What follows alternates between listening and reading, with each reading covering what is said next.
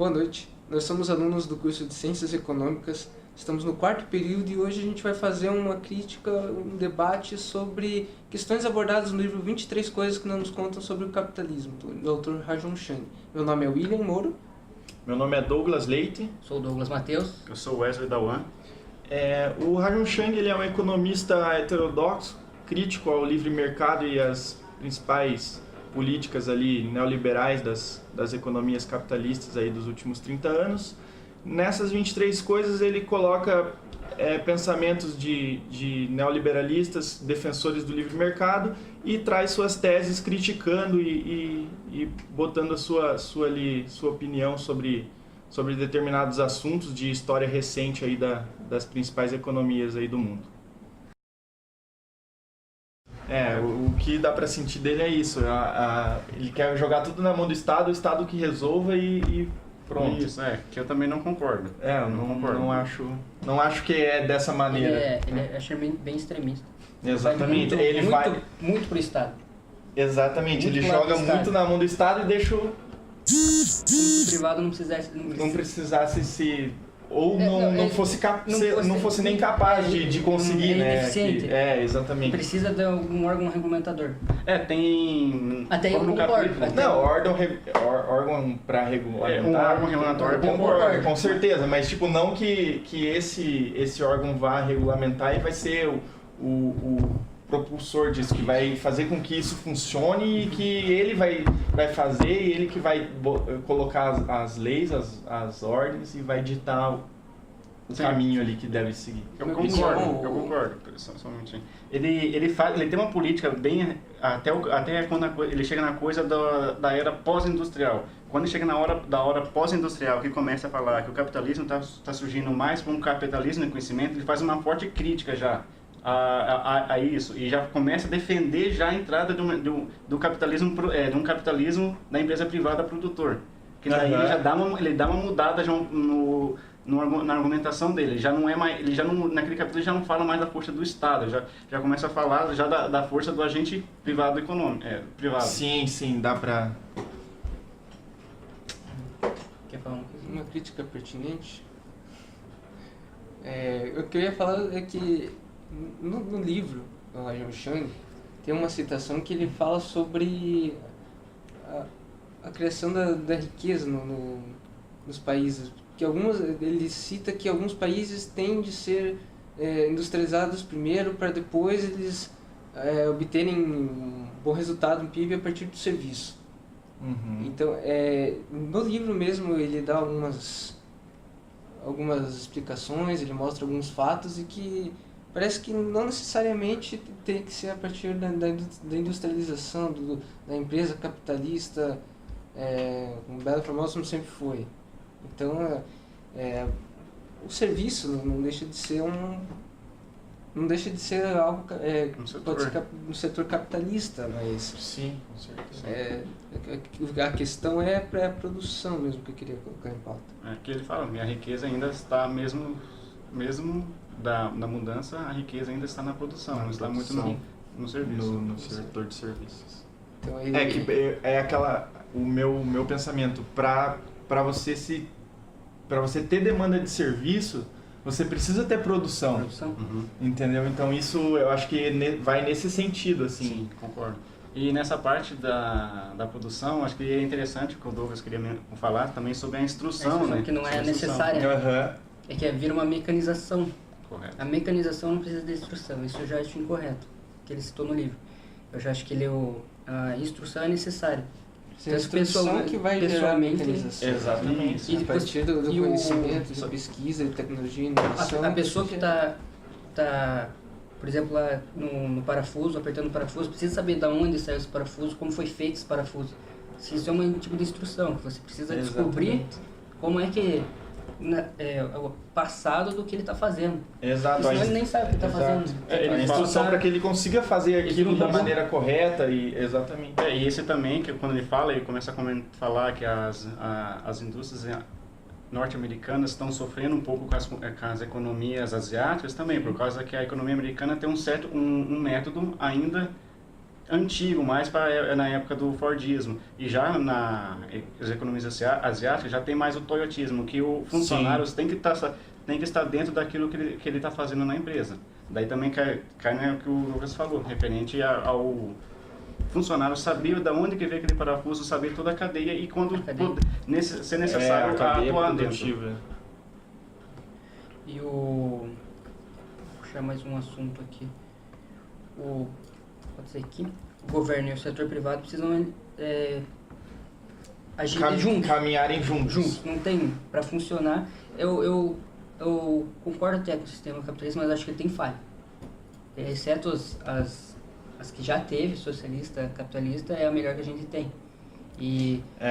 Digamos que o extremo de uma economia totalmente capitalista, liberal, e uma economia totalmente centrada no poder do Estado, ambas possuem defeitos. E eu acredito que quando você trabalha em conjunto, quando você tem um Estado regulando, um Estado controlando, e de outro lado você tem as economias capitalistas produzindo, elas acabam caminhando juntas. Uma auxilia a outra. Por exemplo, a produção você pode deixar na mão de uma empresa privada. Essa empresa privada, a partir da regulação, aproveitando condições macroeconômicas geradas por um governo que esteja voltado justamente para beneficiar essas empresas, você pode ter um aproveitamento muito maior do que você simplesmente deixar o mercado fugiu a palavra. Você deixar o mercado na mão de liberais. Livre. Ser totalmente livre. Ele provavelmente vai passar por crise, pois isso já foi provado, já foi teorizado por alguns estudiosos, e talvez essas crises poderiam ser evitadas caso algumas condições macroeconômicas pudessem ser adotadas, assim como Rajun Chang cita no texto.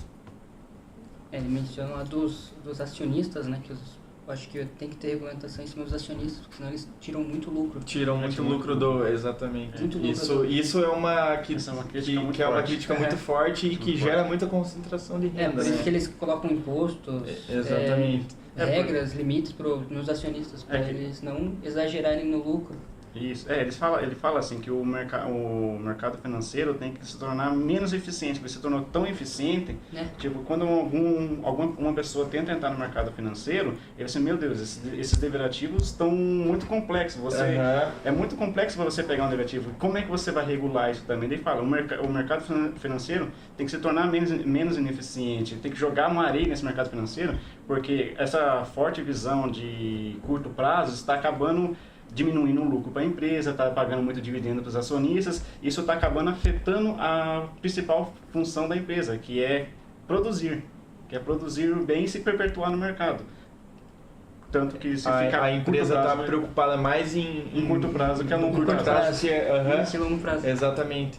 Ela está assim, mais ali preocupada em distribuir para os dividendos para os acionistas do que fazer a produção dela, que seria o principal assim, fator para ela estar no mercado. Uma empresa. Exatamente. É uma remuneração do capital, mas não se pensa na perpetuação, né? Exato, ela pensa ali no lucro dela e... Aquele momento... Exatamente. Essa é a palavra-chave. Não podemos negar que o mercado financeiro também é muito importante, mas porém tem que haver uma limitação para isso. Daí já entra naquela discussão que a gente estava. A parte da produção e o mercado financeiro, o serviço. Olha lá, já é aquela coisa, a própria empresa deixando de se preocupar com o principal dela, que seria a produção, e passando a se preocupar com o acionista lá que está dentro do mercado financeiro, buscando a remuneração do seu capital, né? Realmente Você vê que nessa parte o setor de serviço, você vê o quanto ele é forte nisso, né? Quando se fala em mercado financeiro, setor de serviço, mercado financeiro é assim, um dos principais, né? Sim, é verdade. Outro indicador que os acionistas gostam é a inflação.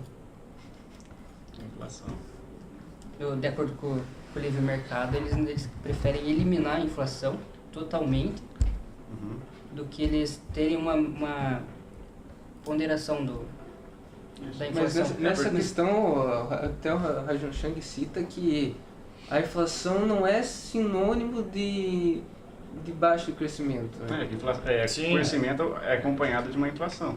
O crescimento ele é acompanhado de inflação. A inflação pode até chegar a uma conclusão que ela é resultado desse crescimento e que ela também influencia. Faz parte da economia, não tem? E não tem evidência que uma baixa inflação prejudicou. Com certeza. Ele mostra que muitos países, digamos que são bem desenvolvidos hoje, eles tiveram um período de crescimento e esse período de crescimento foi acompanhado de inflação. Sim. É uma crítica que ele fala bastante, que por que os neoliberais estão querendo deixar a taxa de inflação baixa, é por causa que os seus rendimentos financeiros sempre estão atrelados à taxa de inflação. Sim. Assim, se você manter a taxa de inflação baixa, você vai ter uma remuneração do seu capital maior. Exatamente. Achei muito interessante. Eliminando, ele vai ter só lucro. Sim, verdade. Vamos ver, tem a questão do Adam Smith também, que ele menciona. Adam Smith é a melhor parte do... É a melhor coisa. Entrou em consenso entre a gente aqui que ninguém aceitou muito bem o capítulo dele, né? Porque ele faz uma crítica muito forte ao egoísmo do Adam Smith, mas desconsiderando também que o egoísmo do Adam Smith também sofreu uma mudança na época, porque ele vivia numa época diferente que agora. Mas, tipo, a crítica que ele faz... Esse egoísmo traz crescimento. Ele traz crescimento. Só que ele, a crítica que eu achei que ele queria pegar, o problema não é o egoísmo. O problema está sendo aquilo que as pessoas atrelam a mais o egoísmo. Porque, tipo assim, eu tenho interesse de fabricar alguma coisa porque eu vou receber essa remuneração. Mas, porém, se eu vou fazer isso de uma forma errada, eu estou sendo egoísta, mais antiético e imoral. E o problema não está sendo mais egoísta, está sendo aquilo que eles estão jogando junto com o egoísmo. Eu acredito que hoje a gente também pode traduzir essa questão de egoísmo. O que seria esse egoísmo? É a concentração de renda, é você tentar, como empresário, você ter muitas empresas, muito poder de mercado nas suas mãos. Lógico, hoje é muito difícil dizer que uma pessoa não seja egoísta. Todo mundo tem preocupação com as suas próprias necessidades e todo mundo vai querer sanar essas necessidades. É uma dicotomia básica da economia, que a gente tem recursos escassos para necessidades ilimitadas. Então, é meio ilógico você dizer que uma pessoa não deva ser egoísta, ou uma pessoa não pode ser egoísta. A pessoa ela precisa de um certo egoísmo para concentrar renda. Para conseguir lucro. É natural da pessoa isso. É natural. Ninguém vai fazer ali... Ser totalmente altruísta. Exatamente. O padeiro é egoísta. O padeiro é egoísta. Mais alguma consideração final? Acho que a gente conseguiu ali abordar ali, pela discussão que nós tivemos ali, os principais pontos que concordamos e não concordamos, e acho que ficou bem bacana assim, a colocação. Um senso crítico maior, né? Exatamente, que é a maior colaboração que o livro pode fazer pra gente, concordando ou discordando, agregar o senso crítico. Exatamente, a gente poder assim debater e ter argumentos, né, é interessante você, ou por mais que você seja contra ou a favor, você ter essa visão do contra e do a favor e você conseguir tirar suas conclusões disso, eu acho que é o principal, o que foi mais válido dessa leitura. Você descobre o viés que você segue, né? Você não é tanto ortodoxo quanto heterodoxo, fica meio... Exato. O melhor de tudo, eu acho que o mais importante ainda do que a gente poder formar nossa opinião é a gente poder entender a opinião do alheio e a gente poder compreender e conseguir conversar sem que isso se torne algo desagradável. Você poder ter uma discussão saudável, você entender o lado da pessoa, você entender o seu próprio lado, que é muito, muito válido nessa atividade, e você, a partir disso, criar um conhecimento. Sim, foi muito, muito bacana. Você tem uma empatia com o neoliberal. Você entende o que ele está falando. Por mais que seja Por mais contra. por mais que seja contra, você ouve. Exato. Você tem os teus argumentos, eles têm os deles.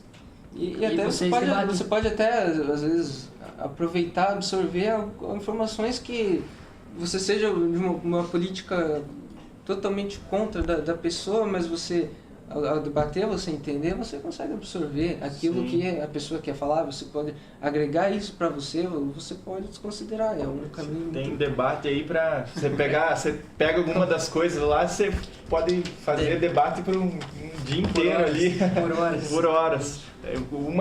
Tem algumas coisas que dariam um livro só dela. De tanta discussão que vai abrindo, né? Eu gostei bastante do livro. Gostei bastante também. É um livro Isso muito aí. bom. Isso aí. A gente recomenda. Recomendamos. A gente vai agradecer o 23 pessoal. coisas. Dá like, compartilha.